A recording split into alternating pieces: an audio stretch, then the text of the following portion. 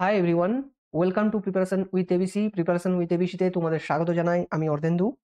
আজকে আমরা মিক্সচারের পার্ট 2 আলোচনা করব। এর আগে আমরা পার্ট 1 আলোচনা করেছি, সেই সংক্রান্ত ভিডিও অবশ্যই কিন্তু দেখে নেবে। আজকে আমরা বেসিক্যালি রিপ্লেসমেন্ট বা প্রতিস্থাপন সংক্রান্ত যে ধরনের কোশ্চেন তোমাদের মিক্সচার থেকে আসে সেটা নিয়ে আলোচনা করব। এই ধরনের কোশ্চেন তোমার বিভিন্ন ধরনের যে পরীক্ষা রয়েছে, এই পরীক্ষাগুলোর জন্য কিন্তু ভীষণ ইম্পর্টেন্ট এবং প্রায় প্রতিটি পরীক্ষাতেই এই ধরনের কোশ্চেন এসে থাকে। তো চলো সময় না নষ্ট করে চলে যাই আজকের ক্লাসে। আজকের আমাদের প্রথম অঙ্ক স্ক্রিনে দেখতে পাচ্ছ। 24 কেজি, 36 কেজি এবং 84 কেজি ধারণ ক্ষমতার 3টি বাক্স যথাক্রমে এ, বি, সি এই 3 ধরনের গমে ভর্তি। 3টি বাক্সই খালি করে 3 ধরনের গম ভালোভাবে মিশিয়ে মিশ্রণটিকে আবার 3টি বাক্সে রাখা হলো। ঠিক আছে? তাহলে তৃতীয় বাক্সে কত কেজি এ গম থাকবে? তাহলে এর কোশ্চেনটা তোমরা আশা করি বুঝতে পারছো। 3 ধরনের বাক্স রয়েছে, 3টের কিন্তু সাইজ আলাদা। এ একটা বাক্স, বি একটা বাক্স, সি একটা বাক্স। এটা হচ্ছে 24 ধারণ ক্ষমতা, এটা হচ্ছে একটু বড়, আর এটা হচ্ছে সবথেকে বড় 84। এটা 24, এটা হচ্ছে 36, এটা হচ্ছে 84। এবার এদেরকে মিশিয়ে নেওয়া হলো। মিশিয়ে নিলাম মানে এগুলোকে আমরা যোগ করে নিলাম। তাহলে যোগ করলে কত আসছে? 144 কেজি, তাই তো? 144 কেজি আমরা পাচ্ছি টোটালটা মিলে। তাহলে বলছে এই 3টি বাক্স খালি করে এবার কি করা হচ্ছে? খালি করে এই 3টেকে মিশিয়ে নিলাম, ভালোভাবে মিশিয়ে নিয়ে মিশ্রণটিকে আবার 3টি বাক্সে রাখা হলো। এবার কি করা হচ্ছে? সেই মিশ্রণটাকে আবার এই নিজ নিজ স্থানে দিয়ে দেওয়া হচ্ছে। কিন্তু এখন সেটা মিক্সড অবস্থায় রয়েছে, অর্থাৎ 3টিরই উপাদান রয়েছে, 3টে টাইপের গমই কিন্তু এর ভেতরে রয়েছে। তাহলে বলছে যে এই যে তৃতীয় বাক্সটা রয়েছে, সেই তৃতীয় বাক্সতে এ গম কতটা থাকবে? 3টে গম কিন্তু আলাদা, এ গম, বি গম, সি গম। এই তৃতীয় বাক্সে টাইপ এ যে গমটা, যেটা 24 কেজি বক্সের ভেতরে ছিল, সেটা কতটা থাকবে? তাহলে এখানে বুঝতে পারছো যে এই যে 24 কেজি যেটা গমটা রয়েছে, সেটাই কিন্তু এই 144 কেজির ভেতরে রয়েছে। তার মানে কি? এটা কত গুণ হয়ে আছে বা এটা কত ভাগে আছে বলতে পারো? সেটা হচ্ছে 6। অর্থাৎ যদি টোটালটা হয় 144, তার 6 ভাগের 1 ভাগ মানে 1:6 অনুপাতে রয়েছে এই এ টাইপের গমটা। ঠিক আছে? তাহলে এই যে মিশ্রণের ভেতরে যেহেতু মিশ্রিত হয়ে গেছে, তাহলে প্রত্যেকটি ক্ষেত্রে কিন্তু এই রেশিওটাই মেনটেন করে থাকবে। ঠিক আছে? একেবারে মিক্সচারের বেসিক কনসেপ্ট থেকে কোশ্চেনটা দেখো। তাহলে এখন যদি আমরা এই যে তৃতীয় বড় বাক্সটা 84 কেজির বাক্স, এই 84 কেজির বাক্সে আমরা রাখি, তাহলেও কিন্তু সেই রেশিওটা মেনটেন থাকবে 1/6 এই রেশিওতে। অর্থাৎ এটা যদি দেখে নাও, এটা যদি 6 রেশিওতে হয় তাহলে এর কত গুণ হচ্ছে? বা ভাগ 6 এর সাথে কত গুণ হচ্ছে? 14 গুণ হচ্ছে 84। তাহলে ঠিক 1 রেশিওর সাথেও এই 14 গুণ হবে। অর্থাৎ আমাদের যেটা উত্তর পাওয়া যাবে সেটা হচ্ছে এই 14 কেজি। অর্থাৎ option C is the right answer. বুঝতে পারলে? প্রতিটা বাক্সর ক্ষেত্রেই কিন্তু রেশিওটা সবসময় থাকবে 1:6। অর্থাৎ 6 যদি টোটাল মিশ্রণটা হয়, তার ভেতরে এই টাইপটা থাকবে 24 কেজি। তার মানে 1:6 থাকবে।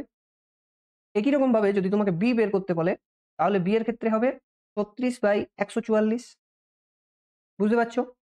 তাহলে 36/144 মানে 1:4। ঠিক আছে? এবারে যদি তোমাকে যে বাক্সে বলবে, সেই বাক্সে যতটা হচ্ছে তার রেসপেক্টে 4 ভাগ হবে। ঠিক আছে? তো এই হচ্ছে কিন্তু কোশ্চেন। খুব ভালো কোশ্চেন। চলে আসছি নেক্সট কোশ্চেনে। নেক্সট কোশ্চেন দেখতে পাচ্ছ যে এখানে দুটো পানীয় রয়েছে এ এবং বি, তাতে স্পিরিট এবং জল মেশানো রয়েছে এবং এই স্পিরিট এবং জলের অনুপাতটা আমাদের কাছে দুটো টাইপ আছে। প্রথম টাইপ হচ্ছে এ, আরেকটা টাইপ হচ্ছে বি। এতে স্পিরিট এবং জলের অনুপাতটা দেখো দেওয়া রয়েছে প্রত্যেকটা ক্ষেত্রে 1:2, আরেকটায় দেওয়া রয়েছে 2:3। ঠিক আছে? এবারে এ এবং বি কোন অনুপাতে নেওয়া হয়েছে যাতে নূতন পানীয় সি তে স্পিরিট এবং জলের অনুপাত 5:8 হয়? অর্থাৎ আরেকটা নূতন পানীয় পাওয়া যাচ্ছে সি, যাতে স্পিরিট এবং জলের অনুপাত যেটা দেওয়া আছে সেটা হচ্ছে 5:8। এটা হচ্ছে এই দুটোর মিশ্রণে তৈরি নূতন একটা পানীয়। ঠিক আছে? তাহলে প্রশ্ন হচ্ছে যে এখানে কি অনুপাতে মেশানো হবে? আগের দিন তোমরা যেটা মিশ্রণ পার্ট 1 এ আমাদের পেয়েছো, সেখানে এই দুটোকে একটা নির্দিষ্ট অনুপাতে মিশিয়ে তৃতীয়টা তৈরির কৌশল বলা রয়েছে।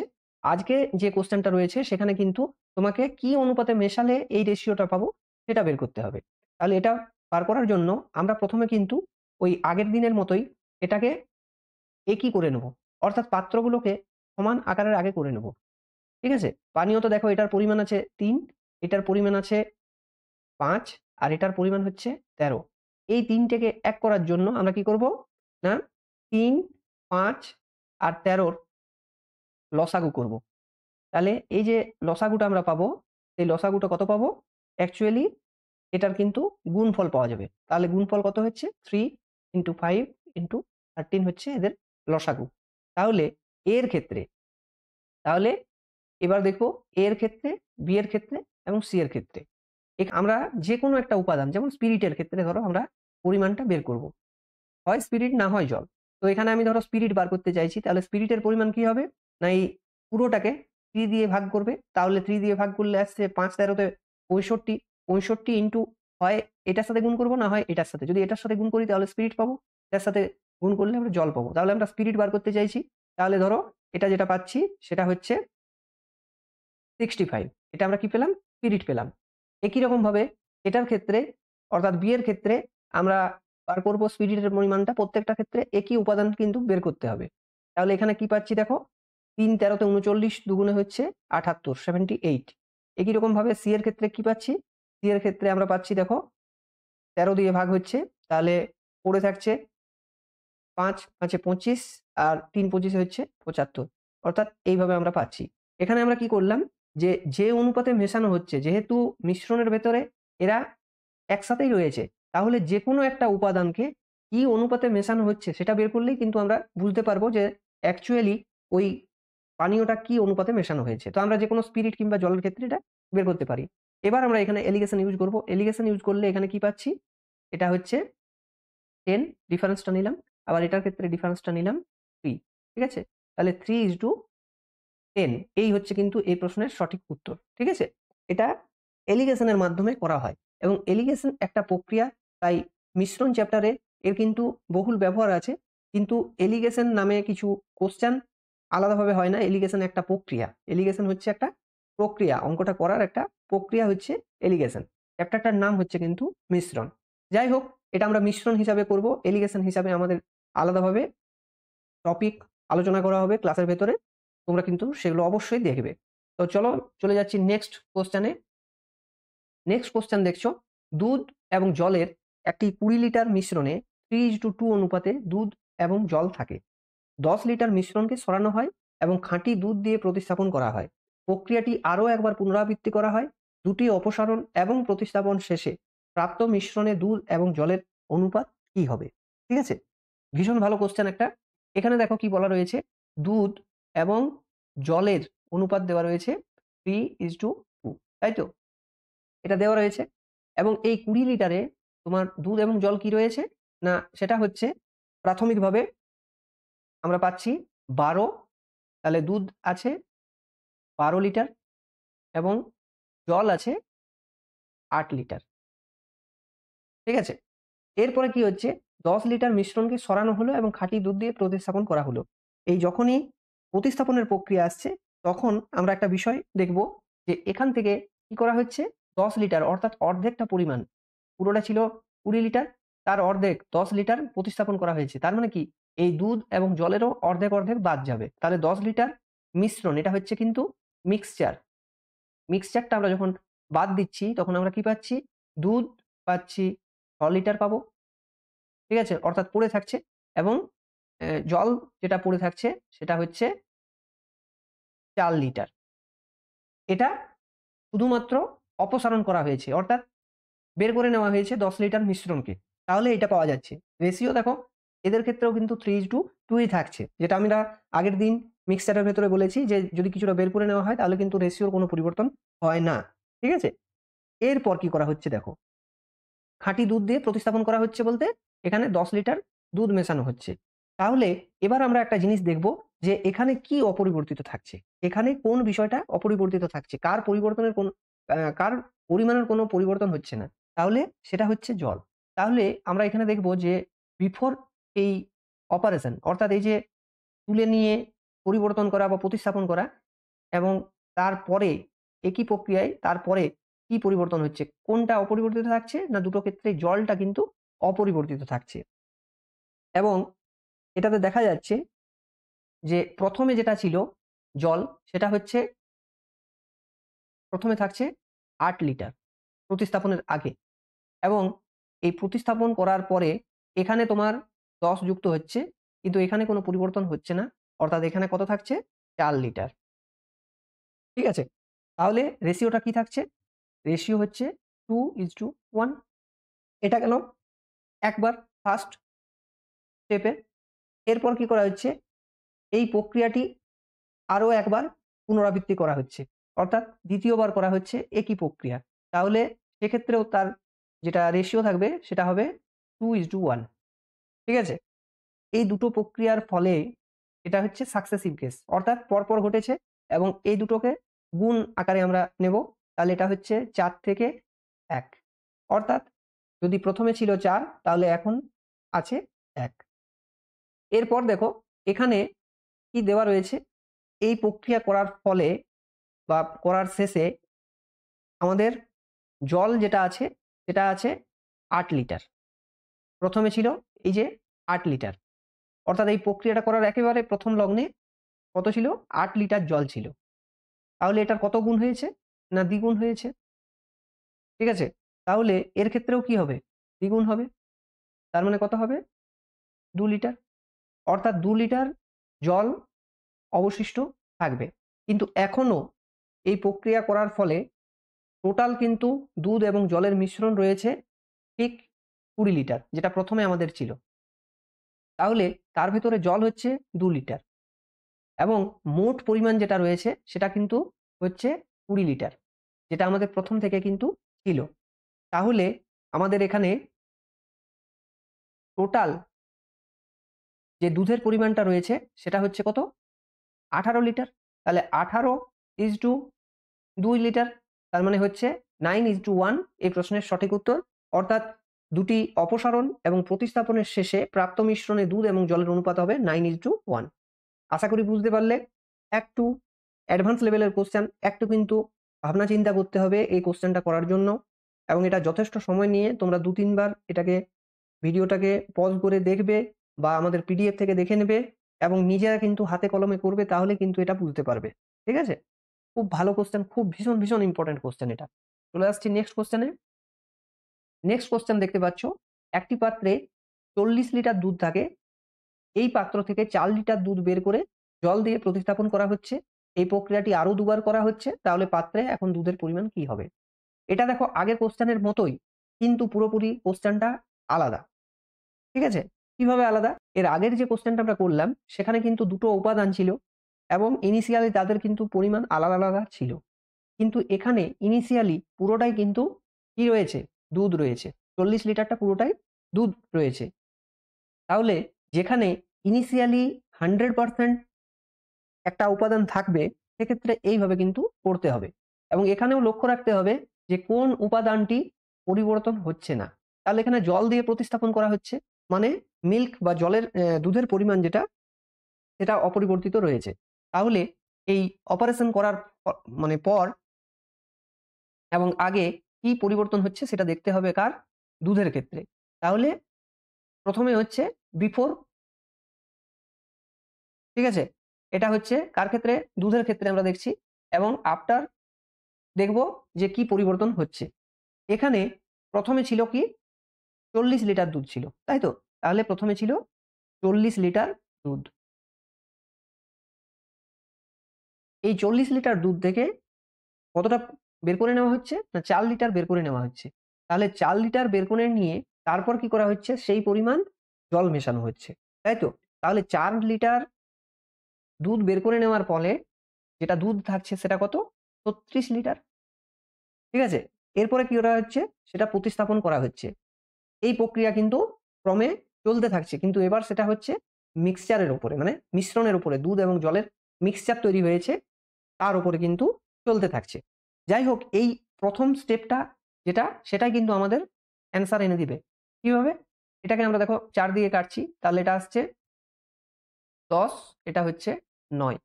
ঠিক আছে, আমরা সবসময় মিল্কের কি পরিবর্তন হচ্ছে সেটা আমরা লক্ষ্য করব। তাহলে প্রথম স্টেপে গেল। এই প্রক্রিয়াটা আরো দুবার চলছে, তাহলে এটাও হবে 10 থেকে 9, আবার হবে 10 থেকে 9। তাহলে আলটিমেট আমরা কি পেলাম? এখানে যদি 1000 ছিল তাহলে এটা হয়ে গেছে 729, তাই তো? 729। এবারে দেখো, এই যে মিল্কের পরিমাণ ইনিশিয়ালি কত ছিল? যেটা আমরা জানি 40 লিটার। অর্থাৎ কত ভাগ হয়েছে? না 25 ভাগ। তাহলে এই ক্ষেত্রেও হবে 25 ভাগ। তাহলে এটাকে যখন আমরা 25 দিয়ে ভাগ করব, তখন আমরা কি পাবো? 729 কে 25 দিয়ে ভাগ করলে, ঠিক আছে? এটা আমি আমার পেন পেপারে করে নিলাম, উত্তরটা এটাই আসছে।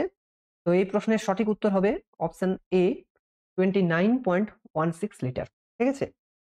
অর্থাৎ 3টে প্রতিস্থাপনের পর তোমার আল্টিমেট যেটা দাঁড়াচ্ছে সেটা হচ্ছে 29.16। চলে আসছি নেক্সট কোশ্চেনে। একই রকমের কোশ্চেন। একটি পাত্রে 64 লিটার স্পিরিট ছিল। পাত্রটি থেকে 16 লিটার স্পিরিট তুলে নিয়ে সমপরিমাণ জল মেশানো হলো। আগেই বললাম যে একটা উপাদান যদি 100% থাকে তাহলে কিন্তু এইভাবে করতে হবে, এবং সেটা তোমরা জানো। এখানে লক্ষ্য করতে হবে যে কোনটার পরিমাণ অপরিবর্তিত থাকছে। জল মিশ্রিত করা হচ্ছে, অর্থাৎ স্পিরিট এখানে কিন্তু কনস্ট্যান্ট রয়েছে। তাহলে আমরা এখানে দেখব যে আগে এবং পরে, ঠিক আছে? আগে এবং পরে কার পরিমাণটা দেখব? না স্পিরিটের। ঠিক আছে? একে কিন্তু মেশানো হয়নি। একে মেশানো হয়নি, একে তুলে নেওয়া হচ্ছে। তাহলে প্রথমে কি ছিল? প্রথমে ছিল পুরোটাই স্পিরিট, অর্থাৎ 64। এর থেকে তুলে নেওয়া হচ্ছে কত? 16। 16 বলতে এটা হচ্ছে 16 ডিভাইডেড বাই 64। ঠিক আছে? এইভাবে ভাববে, তাহলে এটা আসছে 1/4। তাহলে এখান থেকে আমরা কত পাচ্ছি? এটা 48। অর্থাৎ কাটাকুটি করলে এটা পাচ্ছি আমরা 4 থেকে 3 হয়েছে। এই পদ্ধতি আরো দুবার করা হচ্ছে। তাহলে এটা গেল প্রথমবার, এটা ফার্স্ট। এবারে সেকেন্ড বারে কি হচ্ছে? একই রকম 4 থেকে 3। থার্ড বারে কি হচ্ছে? না সেটা হচ্ছে 4 থেকে 3। এই 3 বারের শেষে তোমার কত আসছে? এটা গুণ হবে পুরোটা 64, আর এটা হচ্ছে 27। ঠিক আছে? তাহলে ইনিশিয়ালি যেটা ছিল সেটা কত ছিল? এটা ছিল 64 লিটার। ঠিক আছে? তার মানে 1 গুণ হয়েছে, তাহলে এর ক্ষেত্রেও 1 গুণ হবে, মানে এটা হবে 27 লিটার। উত্তর option C is the right answer. ঠিক আছে? এটা প্রতিস্থাপনের যে প্রক্রিয়া, সেটির অন্য আরো পদ্ধতি রয়েছে। এক্স ধরেও তুমি করতে পারো, কিন্তু এটা হয় সবথেকে শর্টেস্ট পদ্ধতি, এবং যে কোনো অঙ্ক কিন্তু এর থেকে করা যাবে। চলে আসছি পরবর্তী অঙ্কে। পরবর্তী অঙ্ক আরেকটু আলাদা টাইপের একটা কোশ্চেন। এখানে দেখতে পাচ্ছ ওয়াইন পূর্ণ একটি পিপা থেকে 8 লিটার বের করা হয় এবং তারপর একই পরিমাণ জল দিয়ে পূর্ণ করা হয়। এই প্রক্রিয়া আরো 3 বার করা হয় এবং পিপাতে এখন যে পরিমাণ ওয়াইন আছে তার সাথে জলের অনুপাতটা দেওয়া রয়েছে। তাহলে পিপাটিতে প্রথমে কত ওয়াইন ছিল? প্রথমের প্রশ্নগুলো আমরা যেগুলো করলাম সেগুলোতে ছিল ওয়াইনের পরিমাণ ইনিশিয়ালটা দেওয়া ছিল। এখানে ইনিশিয়ালটা কিন্তু দেওয়া নেই, কিন্তু প্রক্রিয়ার শেষে কি পরিমাণ ওয়াইন এবং জল পাওয়া যাচ্ছে সেটা দেওয়া রয়েছে। তাহলে এখানে খুব ভালোভাবে লক্ষ্য করো, আমাদের প্রথমে যেটা আমরা এখানে ওয়াইনটা দেওয়া ছিল সেটা আমরা জানি না, আমরা অ্যাকচুয়ালি সেটাকেই বার করব। কিন্তু সর্বশেষ আমরা যখন পাচ্ছি তখন আমাদের কাছে দুটো জিনিস থাকে। একটা হচ্ছে পিপাতে এখন যে পরিমাণ ওয়াইন রয়েছে সেটা হচ্ছে 16। ঠিক আছে? এটা হচ্ছে ওয়াইন। আর যত পরিমাণ জল আছে সেটা দেওয়া আছে 65। অর্থাৎ ক্রমে আমরা এখানে কি মিশিয়েছি? জল মিশিয়েছি। জল দিয়ে একে পূর্ণ করে এসেছি। তাহলে এই যে টোটালটা যেটা ছিল, সেই টোটালটাই ছিল অ্যাকচুয়াল প্রথম থেকে শেষ পর্যন্ত তোমার পরিমাণ। কিসের পরিমাণ?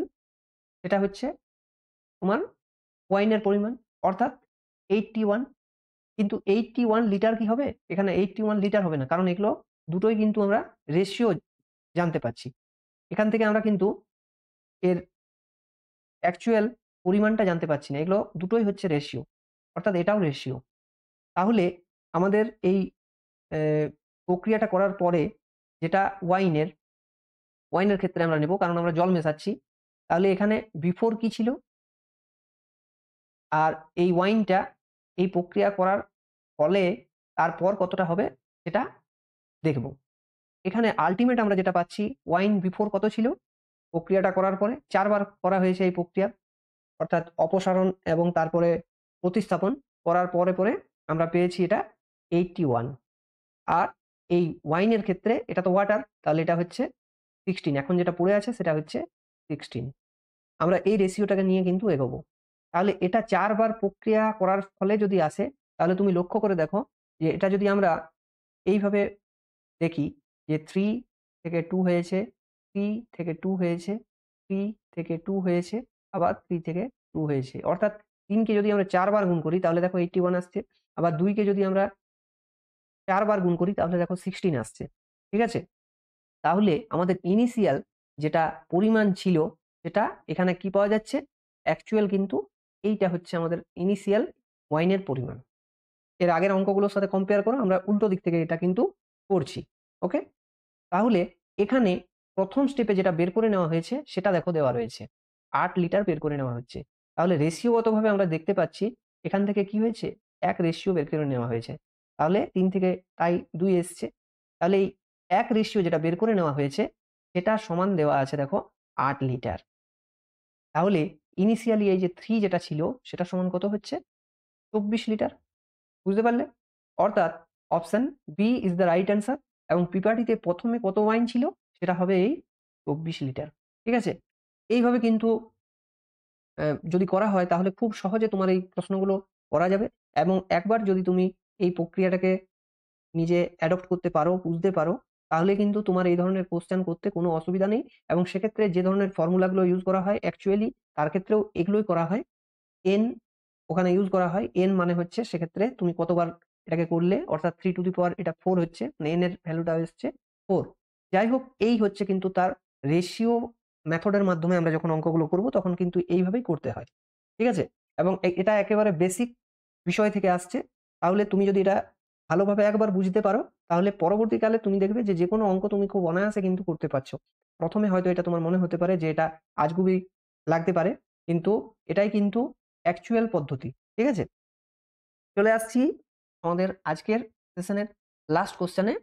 এটা দেখো যে কোয়েশ্চেনটা আমরা অলরেডি করলাম সেটারই আরেকবার পুনরাবৃত্তি করছি যে একটি পাত্রে ৯০ লিটার দুধে পূর্ণ, অর্থাৎ ইনিশিয়ালটা আমাদের দেওয়া রয়েছে। ১৮ লিটার দুধ বের করে নিয়ে জল দিয়ে প্রতিস্থাপন করা হচ্ছে। তাহলে কোনটা পরিবর্তন হচ্ছে না? দুধের কোনো পরিবর্তন হচ্ছে না। ঠিক আছে? তাহলে আমরা আগে এবং পরে দুধের পরিমাণটা দেখব। তাহলে এখানে আমরা বিফোর আফটার ইউজ করব। বিফোর আর আফটার। ঠিক আছে? এই বিফোর আফটার কেন লিখছি? যে তোমাদের এটা যাতে অনায়াসে মনে থাকে। আগে পরে বা বিফোর আফটার এটা কার ক্ষেত্রে হবে? না যেটা অপরিবর্তিত আছে সেটার পরিমাণটাকে আমরা মনে রাখবো। তাহলে ১ম এ কি ছিল? যেখানে 100% পূর্ণ ছিল সেটা হচ্ছে 90 লিটার দুধ ছিল। তাহলে এটা হচ্ছে 90 লিটার। বুঝতে পারলে? তাহলে ১ম এ ছিল 90 লিটার। এর থেকে ৫ ভাগের ১ ভাগ দেখো বের করে নেওয়া হয়েছে। ঠিক আছে? ১৮ টাকে আমি কিন্তু ১ এর ৫ হিসাব করে করছি। ঠিক আছে? এবং এটা সবসময় কোয়েশ্চেনে মোটামুটিভাবে এর মাল্টিপল দেওয়া থাকবে। ১৮ র মাল্টিপল দেওয়া থাকবে এটা। ঠিক আছে?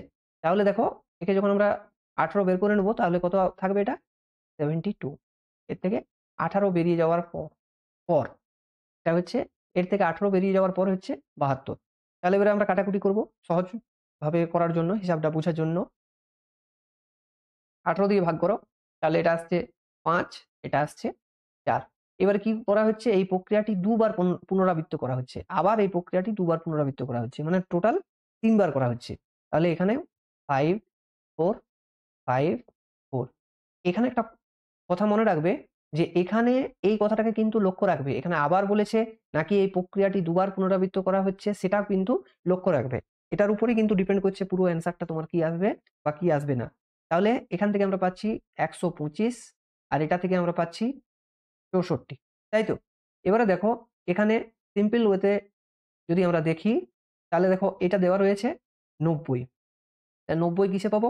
এর সাথে দেখো আমরা যদি এইভাবে গুণ করি ১২৫ এর সাথে তাহলে দেখো ৯০ আসছে। তাহলে নিশ্চয়ই এর ক্ষেত্রেও এটাই হবে।